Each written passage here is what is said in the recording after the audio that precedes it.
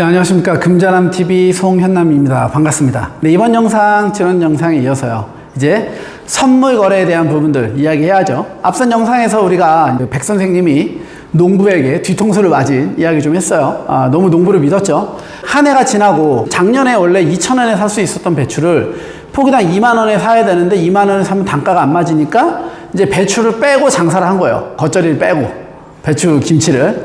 그랬더니 그의 매출이 많이 떨어졌어요. 그래서 이제 가슴에 딱 비장함을 갖고 올해는 배추 계약에 성공을 해야겠다라는 생각으로 또 농부를 찾아가요. 농부를 찾아가서 농부한테 이제 이야기를 하죠. 이거 포기당 2,000원에 또 이제 그 얘기하는 거예요. 작년에 2만 원인데 그래서 다 배추 심을 거니까 엄청 떨어질 거다. 그래도 내가 아무리 떨어져도 2,000원에는 사주마. 이런 얘기를 하니까 농부가 씨알도 안 먹히죠. 예, 올해 2만 원을 팔았었는데 어떤 바보가 10분의 1의 가격으로 팔겠다는 계약을 하겠어요. 그러니 지금 백종원 선생은 밭대기 계약이라고 해요. 보통 밭을 통째로 하는 걸. 밭대기 계약을 하러 가도 그 가격에는 계약을 할 데가 없으니까 터덜터덜 올라와요. 그러다가 지금 제가 이야기하는 선물거래라는 개념을 알게 되죠. 자, 선물거래는 뭐냐면요. 직접 시장에 가서 그 물건을 보고 내가 이걸 이렇게 하겠다 저렇게 하겠다 하는 게 아니라 거래소라는, 우리가 예를 들면 주식으로 따지면 코스피 이런 것들이 한국 거래소에서 운영을 하죠. 이런 식으로 거래소가 운영을 하는 선물 시장이라는 게 존재를 해요. 그 시장에서는요, 규격화시키고 표준화시켜요. 그러니까 배추를 뭐 10포기를 한 묶음으로 묶는다던가 100포기를 한 묶음으로 묶어서 묶음 단위당 가격을 고정시키는 거예요. 그리고 그 권리를, 살 수 있는 권리를 특정 가격으로 계속 거래를 해 나가는 거죠. 그러니까 이제 농부들 입장에서는 작년에 2만 원이었으니까 야, 이거 무조건 2만 원은 받아야 돼 올해도. 이런 생각으로 시작을 하겠지만 거래소에서는 이미 알죠. 작년에 이 정도로 풍년이 들었던 건 말도 안 되는 기상 악화와 이런 것들이기도 했고 사람들이 배추 농사 많이 안 했다 이거예요. 포기당 싸니까. 근데 올해 대박 나니까 너도 나도 배추 농사로 몰리고 올해 기상 상황이 그렇게 나쁘지 않아서 올해는 죽어도 2만 원까지 못 갈 것 같고 예상 가격은 5천 원 내외더라. 이렇게 되면은 선물 시장에서는요, 배추의 적정 가격이 5천 원 내외로 설정이 돼요. 그러니까 야, 그래도 2천 원은 할 수 없어도 5천 원이면 괜찮다 라는 생각으로 선물 시장에 가서 배추 1,000포기를 5천 원에 살 수 있는 권리를 마찬가지로 매수를 딱 하는 거예요. 자, 그랬는데 또 똑같아졌던 거예요. 시장의 예측이 빗나갔어요. 여름에 비 죽으라고 와요. 그래서 5천 원짜리가 만 원까지 올라가고 가을에 태풍이 쓸고 가요. 그래서 만 원짜리가 이번에 3만 원까지 올라가요. 작년보다 더 상황이 안 좋아요. 그런 상황이면 또 이제 10월 31일이 다가오면 우리 한 번 당했던 백 선생님은 밤에 잠이 안 와요. 또 뒤통수를 맞을까봐. 이 계약이 돼야 되는데 하고 가봤더니만 5천 원에 거래가 되든 안 되든 상관이 없었다는 거예요. 왜 그러냐면요.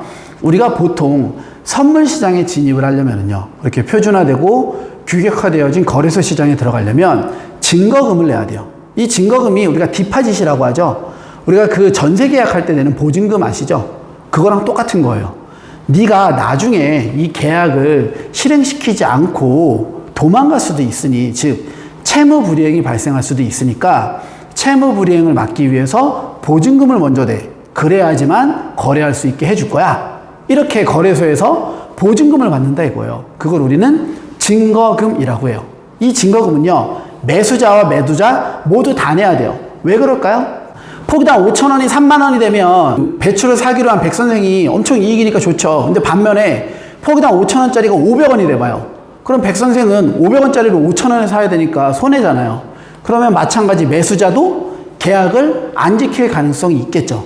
즉 선물 시장은 오르거나 내리거나 가격 변동으로 인해서 당사자 일방에 대한 그 반대 포지션에서는 언제나 손익이 발생을 하니까 시장에 참여하는 사람이라면 매수자, 매도자 상관없이 모두 다 증거금을 납부해야 된다는 거예요.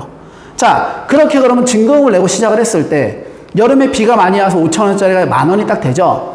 그럼 포기당 5천 원 손실 본 거 아니에요. 내 증거금 계좌에서 포기당 5천 원, 뭐 계약한 게 1,000포기, 뭐 100포기 이러면은 50만 원, 500만 원 바로 인출해서 빼간다 이거예요. 누가? 농부 통장에서. 그리고 통장에서 빼온 500만 원, 이거 누구 통장으로? 저 백선생 통장으로 바로 꽂혀 들어가요. 이해되세요?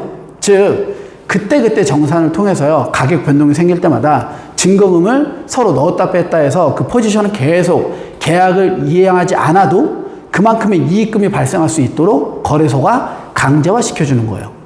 그러면 만약에 증거금을 1,000만 원 들어갔어요. 그런데 이번에 배추 가격이 더블로 올라가면서 500만 원이 백선생 통장으로 딱 들어가면 농부 통장에는 500만 원밖에 안 남겠죠. 1,000만 원 중에 500이 빠져나갔으니까.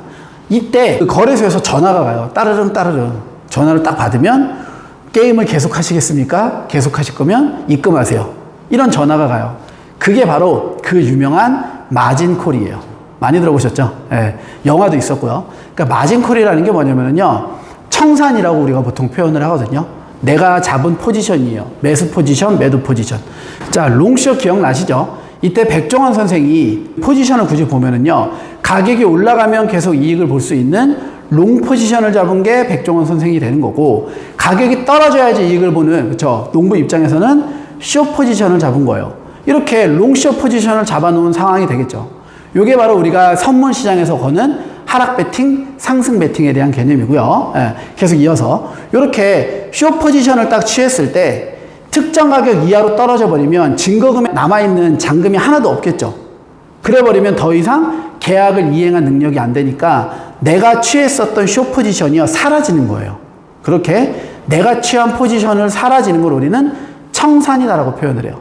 그래서 청산당했어 라고 이야기를 하면은요, 롱이나 숏 포지션을 잡아놓고 반대 포지션, 즉 가격이 한쪽 방향으로 너무 흘러가서 증거금을 계속 메꾸지 못하니까 그 증거금 대비를 못해서 포지션이 없어지는 걸 우리는 청산이라고 이야기를 해요. 바로 그 청산 알림 전화가 마진콜이에요. 그러니까 마진콜을 받았다라는 건 상황이 매우 안 좋다는 거예요. 너 자칫 잘못하면 곧 청산이야. 보통 마진콜은요, 증거금의 비중이 내가 입금한 총액의 70% 선이면 마진콜 수준이다라고 생각을 해요. 우리는 그 100% 중에 70%까지를요, 유지 증거금이라고 보통 표현을 하거든요. 증거금 수준을 70%까지는 항상 유지해야지 가격 변동이 생겼을 때에도 계약 불이행이 생기지 않을 테니까, 채무 불이행이 증거금을 이 정도로 유지시켜라 라는 관점에서, 개념에서 유지 증거금이에요. 그러면 다시 1,000만 원을 넣었던 농부가 500만 원의 백종원 선생 통장으로 빠져나가고 마진콜을 받으면은요, 우리가 70%라고 그랬으니까 700만 원이 유지증거금 수준이 되겠죠. 하지만 입금은요, 200을 해서는 안 돼요. 500은 있으니까 200 더 들어가면 700이잖아요. 그게 아니고 언제나 마진콜을 받으면은요, 증거금은 그렇죠, 개시증거금이나 초기증거금인 1,000만 원까지 가득 채워야 돼요. 즉 마진콜을 받는 순간 500을 때려 넣어야 된다는 거죠. 그러니까 이렇게 한 번에 때려 넣지 않으려면은요, 유지증거금 밑으로 떨어지기 전에 증거금을 계속 넣어서 증거금 수준을 유지해 나가는 게 상당히 중요하다는 거예요. 이해되시나요? 예. 요게 바로 증거금이에요. 그럼 보세요. 우리가 이 선물 거래라는 거는요, 10월 31일이 돼서 포기당 3만 원이 되고 500원이 돼도요, 백선생이나 농부나 이 둘 다 손해보거나 이익 보거나 이렇게 생기는 거지, 채무 불이행이 발생할 가능성은 제로라는 거예요. 왜 그렇겠어요? 매일 1일 정산을 통해서 증거금에 있는 돈을 주고받고 계속 넘겨준다고요. 그러니까 실질적으로 농부가 나 배추 너한테 안 팔아. 그래도 백종원 선생 통장에는요, 이미 포기당 25,000원에, 이제 뭐 3만 원이 된다면 5,000원에 사기로 했으니까 포기당 25,000원의 가격이, 이익금이 입금돼 있을 거예요. 그러니까 그 돈 갖고 가서 시장에서 사면 돼요. 어차피 내 돈은 5,000원밖에 안 들어가고 25,000원은 농부 통장에서 들어온 거니까. 이해되시죠? 이러니까 채무 불이행이, 즉 상대방이 계약을 이행하지 않아도 채무 불이행은 발생하지 않는 게 선물 시장이 되는 거예요. 아시겠죠? 자, 선도하고 선물 이해 잘 되시죠? 이때 제가 설명드렸었던 선물 시장에 있는 아주 중요한 특징인 증거금, 유지 증거금, 뭐 초기 증거금, 그리고 그거를 유지하기 위한 추가 증거금, 이러한 개념들까지도 한번 잘 잡아주시고, 마진콜이라는 게 무엇인지 한 번 정도 더 확인하시면 될 것 같아요. 네, 이번 영상 여기까지 해서 선물 거래와 선도 거래 내용 한번 싹 다 정리했고요. 다음 영상에서는요, 옵션에 대한 이야기 조금 해볼게요. 옵션은 매우 까다로울 수 있는데, 실은 얘도 가만히 생각해 보면은요, 되게 단순한 내용 중에 하나예요. 이번 영상 여기서 마무리하도록 하겠습니다. 수고하셨습니다.